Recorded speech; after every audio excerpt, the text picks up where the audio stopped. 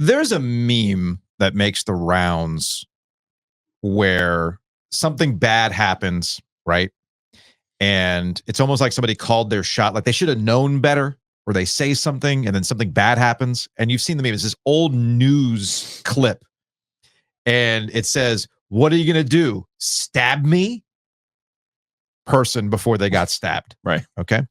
I feel like, oh boy, that's Jim Phillips, ACC commissioner, when it comes to where things are headed with college athletics. And it's a classic case of, well, what are you going to do? Shank this conference right before the Big Ten and the SEC shank the ACC and potentially the Big 12. You're probably wondering, okay, Ovies, where the hell is this going? Well, this is in the portion about the ACC and the Big 12's role with all these decisions after the Big Ten and the SEC announced this joint partnership. Okay.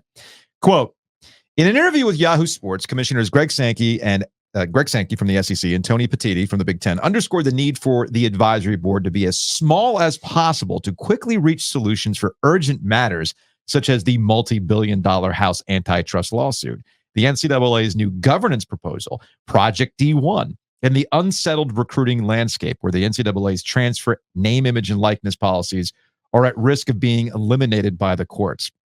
Sankey insists that whatever solutions the joint board reaches are, one, an effort to, quote, benefit everybody in the ecosystem, and two, not an attempt to secede from the NCAA or the college football playoff, although such decisions seem to remain viable, some believe. And here's the money quote from Jim Phillips. Quote, I trust Greg and Tony and what they've said. I'm not paranoid about this, that it's a sinister movement. Did he look him in the eye? That's my only question. Did you look these men in the eye like you did with the alliance? Look, man, I really don't want to hammer Jim Phillips, but how many times have we seen in the history of college athletics commissioners not being trustworthy?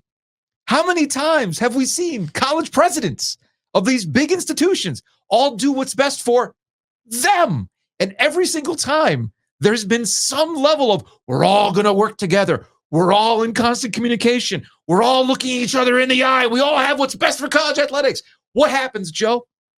Money talks, bullshit walks. Right. And every single time, the ACC has been left holding the bag. Every single time that the ACC is like, oh, no, we're in constant communication. We're going to. Then the Big Ten goes, no, we're going to do whatever we want. That was with John Swofford. Remember the pandemic? No, we're in constant. We talked to John Swofford. We talk every day. And then the Big Ten went, Leroy Jenkins, we're not going to play college football. And everybody's like, what the hell's happening? Okay. And then the same thing happened to Jim Phillips with the Alliance. We're all here. We have a press conference. I'm leading the way. We don't need gated communities. And then what happened like a month after the fact? E2 Carol fault. Right. E2. Right. So Jim, dude, are you ever going to learn? You really trust the SEC and the Big Ten? That's how you end up with Cal, Stanford, and SMU in the damn conference. Because you're like, oh, no, things are going to be fine. They're fine. Oh, the Pac-12, no, Pac-12's dead. Oh, damn. So here we are. What are you going to do? Stab me? Yes. The SEC and the Big Ten are going to stab you.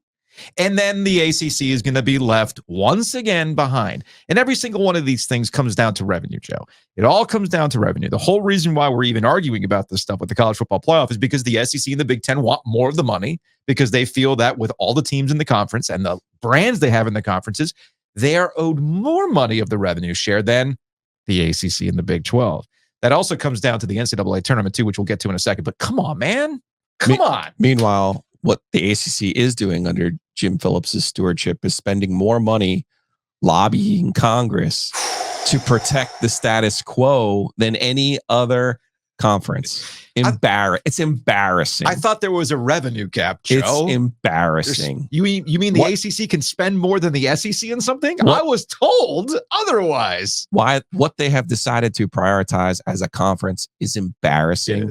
The conference will no longer exist in 5 years. So That's on them. That's on their leadership. That's on their faults.